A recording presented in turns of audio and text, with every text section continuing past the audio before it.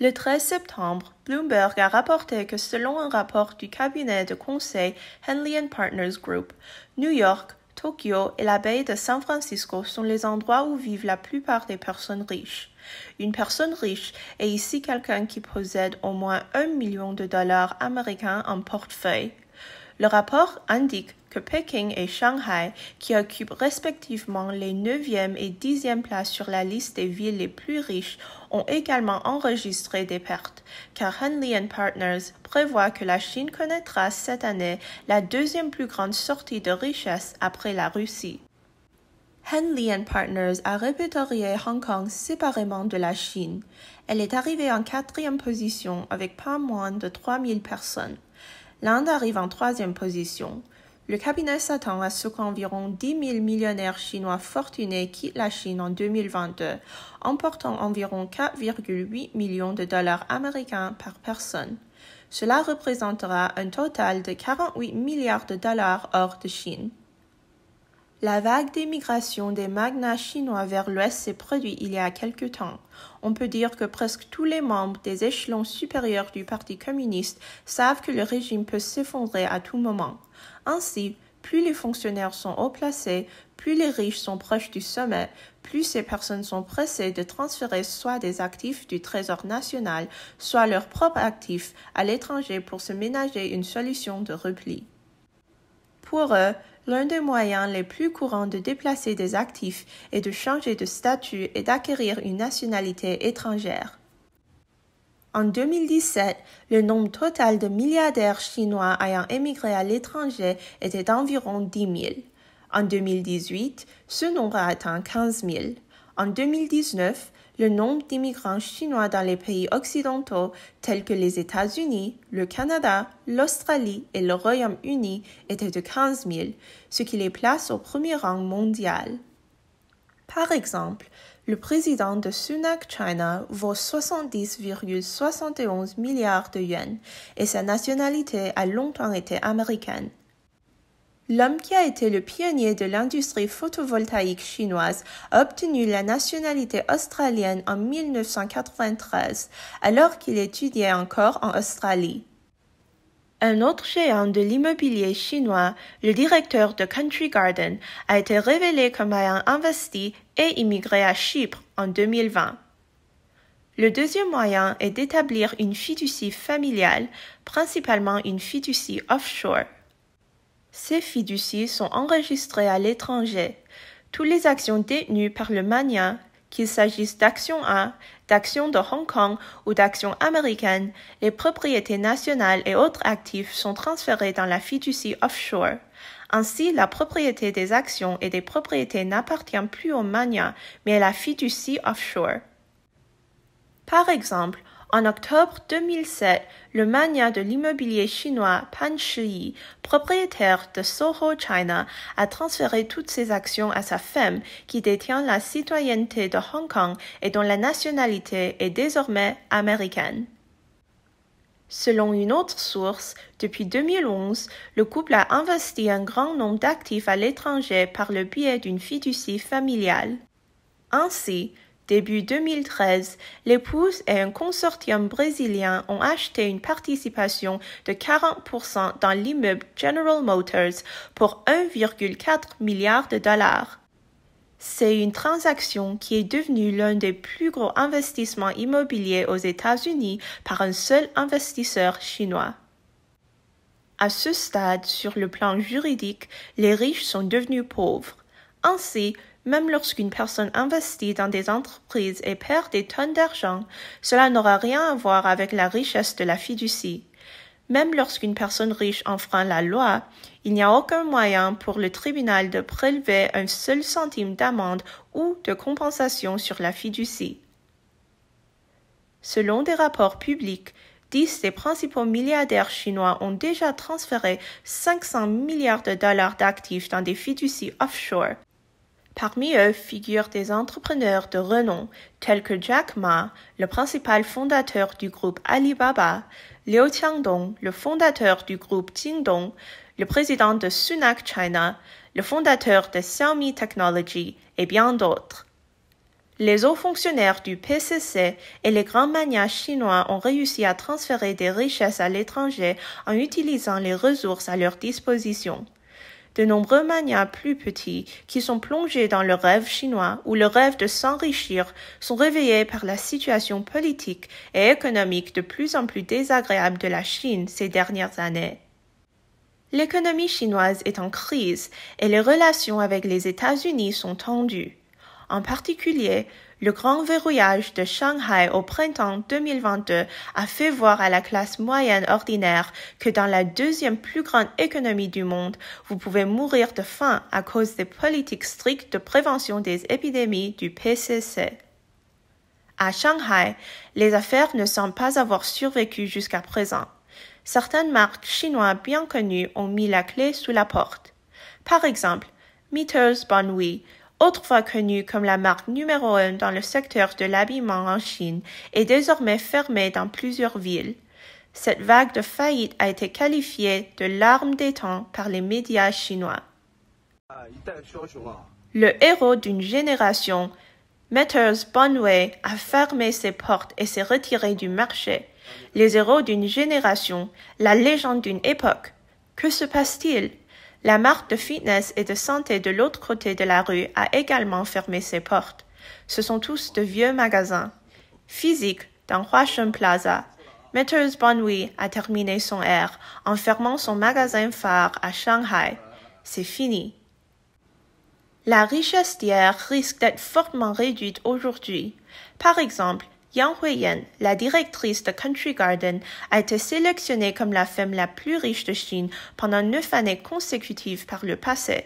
Au début de 2022, sa valeur nette atteignait 23,7 milliards de dollars américains. Le Bloomberg Billionaires Index, publié en juillet de cette année, a souligné que ses actifs avaient diminué de plus de la moitié l'année dernière. Elle n'est donc plus la femme la plus riche de Chine. L'expérience de Yang reflète la situation du secteur immobilier en Chine. Les bâtiments inachevés et les réductions de l'offre provoquent actuellement une contraction du secteur immobilier. La crise des prêts hypothécaires continue de s'aggraver.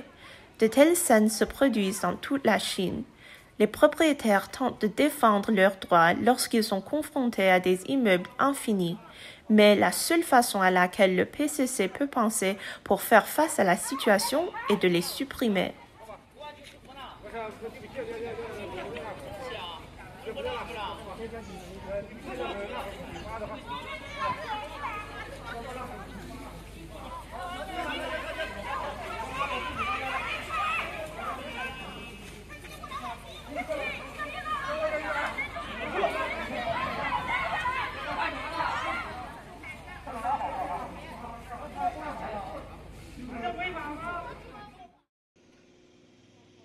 Dans certains endroits, lorsque les dirigeants viennent inspecter les bâtiments, les promoteurs immobiliers engagent quelques acteurs temporaires pour jouer des ouvriers et faire du bruit dans le bâtiment. «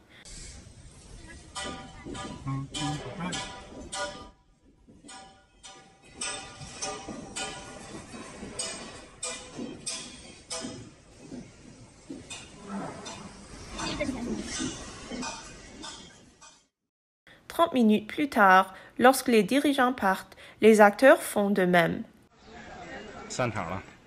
Il est temps de partir. Le spectacle est terminé. C'est un quartier de la province de Guangdong.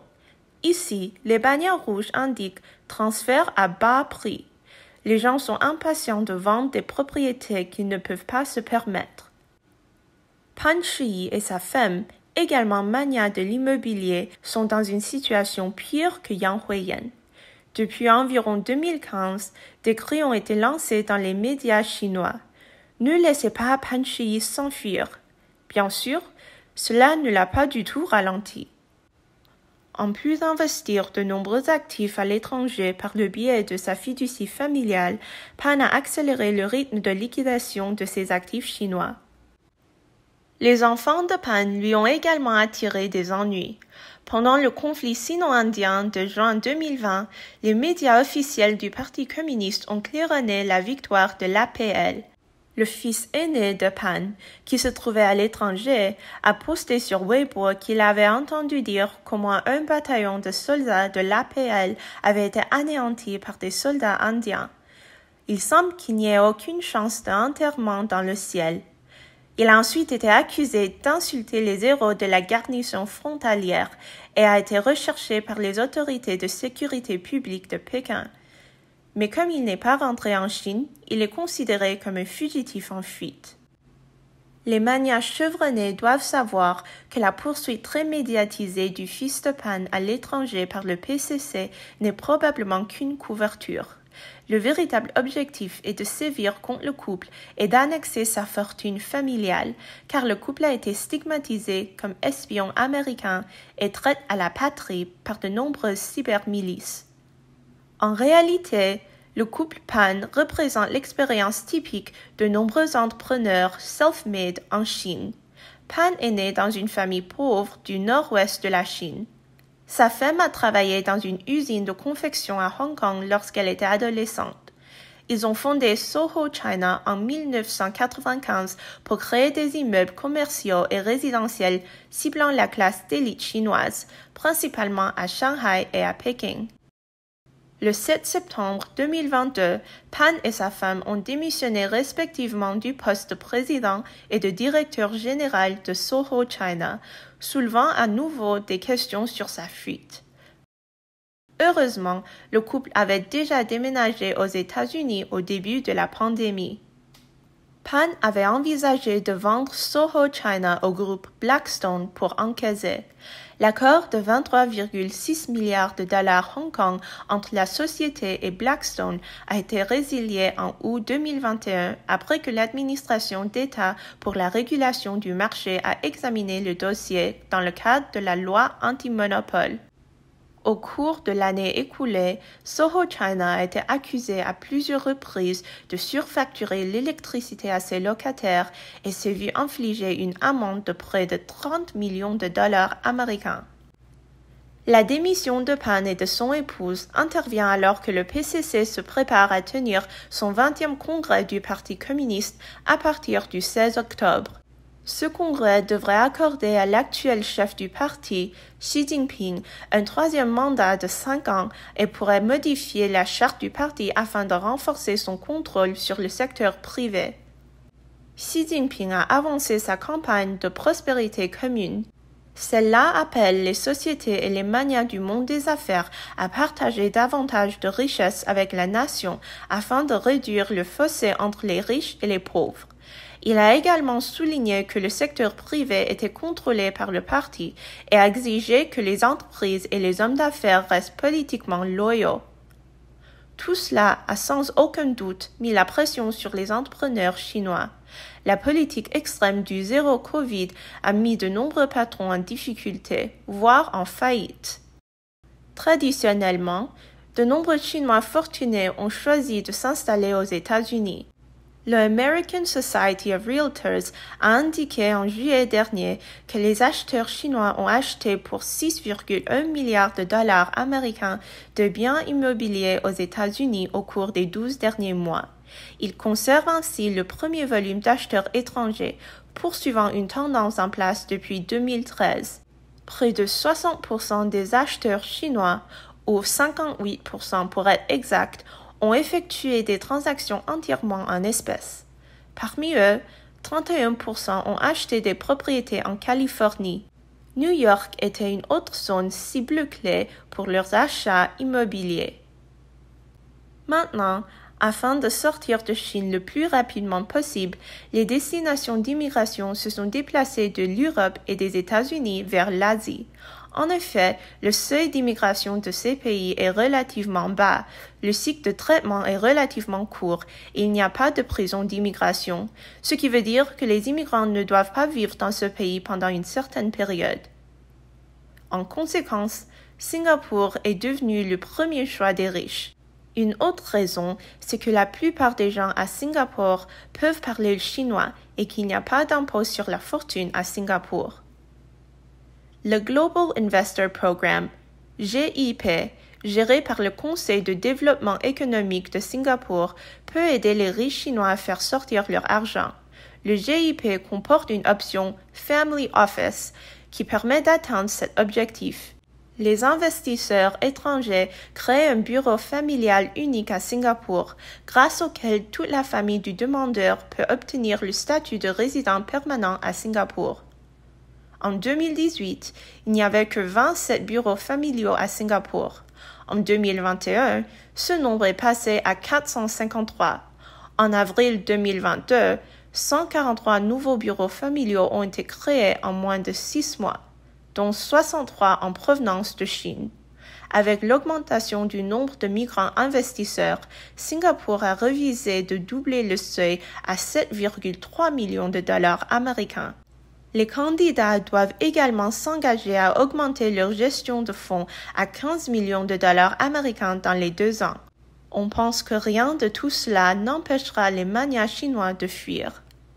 Une société locale de services aux entreprises a déclaré que le volume d'affaires recevant des demandes de création de bureaux familiaux a doublé au cours des 12 derniers mois. La plupart des demandes proviennent de Chine continentale. La société a maintenant mis en place des bureaux familiaux à Singapour pour 50 clients, chacun ayant des actifs de 10 millions de dollars ou plus. Le Singapour d'aujourd'hui est le deuxième endroit au monde pour les investissements immobiliers à l'étranger après les États-Unis, avec un investissement énorme de 37 milliards de dollars américains en 2021, soit le double du montant de 2020. En juin 2022, la nouvelle est tombée qu'un mystérieux acheteur chinois avait acheté 20 propriétés à Singapour pour une valeur de plus de 60 millions de dollars américains. On dit que l'acheteur est prêt à acheter 10 unités supplémentaires, ce qui représentera finalement plus de 73 millions de dollars américains.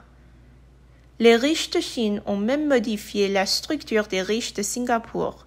Forbes Asia a publié sa dernière liste des 50 personnes les plus riches de Singapour le 8 septembre, et les entrepreneurs de premier et deuxième rang étaient tous deux originaires de Chine. Le grand exode des talents et des capitaux va accélérer la crise sociale en Chine. En outre, les entrepreneurs sont le principal organe de développement économique d'une nation. L'exode massif des entrepreneurs ne provoquera pas seulement une perte de richesse, mais affectera également le développement durable de l'économie chinoise. Le gouvernement communiste chinois a renforcé les contrôles pour mettre fin à la fuite des capitaux. En mai de cette année, Pékin a introduit une nouvelle réglementation visant à imposer aux migrants investisseurs des enquêtes plus strictes en termes de notarisation. Comme le montre cet avis conjoint publié par le ministère de la Justice et l'Association des notaires qui circule sur Internet, les institutions notariales sont tenues d'examiner plus rigoureusement les comptes bancaires étrangers, les actions, les ventes et les achats de biens immobiliers des demandeurs. Il s'agit notamment d'enquêter sur l'identité des parties, l'objet et la nature de la relation commerciale. Les parties sont tenues de fournir des informations corroborantes pertinentes telles que des documents approuvés par la direction des changes et d'autres départements ou leur expérience de travail à l'étranger, etc. L'avis stipule également que les demandeurs ne doivent pas utiliser d'autres moyens pour obtenir la notarisation. Il exige également que d'ici le 7 mai 2022, toutes les localités signalent la mise en œuvre, l'enquête et les sanctions au ministère de la Justice, à la Direction des services juridiques publics et à l'Association des notaires de Chine. En d'autres termes, le gouvernement chinois n'a pas explicitement interdit l'immigration, mais il a mis en place une étape très difficile dans le processus de certification des passeports. Une surveillance presque totale a lieu dans ce processus. En Chine, les agences notariales et les procédures de traitement sont gérées sous le contrôle du gouvernement. Ce document interne envoie un message aux personnes qui ont besoin de ce type de service que le PCC renforce ses contrôles des changes et les sorties de fonds. Il deviendra alors de plus en plus difficile pour les riches et les puissants de Chine d'obtenir des passeports. Il sera alors beaucoup plus difficile pour les riches de demander une migration d'investissement à l'étranger. Ainsi, la question de savoir si les riches chinois qui sont encore en Chine pourront partir en grand nombre est un gros problème. Cette crainte se répand. Récemment, une vidéo a circulé en Chine continentale et a suscité beaucoup d'inquiétudes. Le titre de la vidéo est « Tout est sous contrôle, c'est impossible d'échapper aux griffes ». La vidéo décrit un processus qui montre comment, petit à petit, le PCC a pris le contrôle de tous les aspects de la vie des gens. En mars 2004, le gouvernement chinois a introduit une carte d'identité de deuxième génération pour identifier les gens. En mai 2007, le gouvernement a connecté tous les comptes bancaires en ligne. Désormais, tous les avoirs bancaires peuvent être tracés de manière uniforme et collective. En juillet 2012, le ministère des Affaires civiles a relié les registres de mariage afin de clarifier les liens de parenté entre les personnes. En février 2014, l'enregistrement des entreprises commerciales a été mis en ligne, de sorte que toutes les sociétés, entreprises et actions sous le nom d'un individu peuvent être retracées. Fin 2017, un enregistrement unifié des biens immobiliers a été lancé. Tous les biens immobiliers sous le nom d'un individu sont connus. En février 2018, l'Échange mondial d'informations financières, le CRS, a révélé que les actifs que les individus possèdent à l'étranger sont également connus. La vidéo résume le fait qu'il a fallu près de 2 décennies au PCC pour relier tous les points, comme qui vous êtes, qui sont les membres de votre famille, combien d'argent vous avez, combien de capitaux propres vous possédez, combien de biens immobiliers vous possédez et combien de biens à l'étranger vous avez, sans même que vous vous en rendiez compte. Ainsi, les autorités savent exactement combien d'argent vous avez gagné au cours de votre vie et si vous avez payé les impôts appropriés. À la fin de la vidéo, il est souligné qu'après votre décès, ces actifs deviennent la succession et que les autorités imposent alors des droits de succession de 40%. Par exemple, pour un héritage de 100 millions, il faudra d'abord payer 40 millions d'impôts en espèces. Sinon, vous ne pourrez pas hériter. Surtout dans le cas de la taxe foncière, la vidéo prévient que si le prix de la propriété n'augmente pas et que le loyer ne peut pas être perçu et qu'il ne peut pas être vendu pour être encaissé, vous perdrez tout sans même savoir comment cela s'est passé. En effet, depuis 2011, le PCC a mené la première série de projets pilotes sur la taxe foncière à Shanghai et Chongqing. Shanghai a ciblé les résidents qui possèdent plusieurs suites et Chongqing les propriétés de luxe haut de gamme. Il faut dire que la taxe foncière est déjà en route en Chine. Dans ces conditions, c'est impossible que les riches chinois puissent dormir en paix comme auparavant.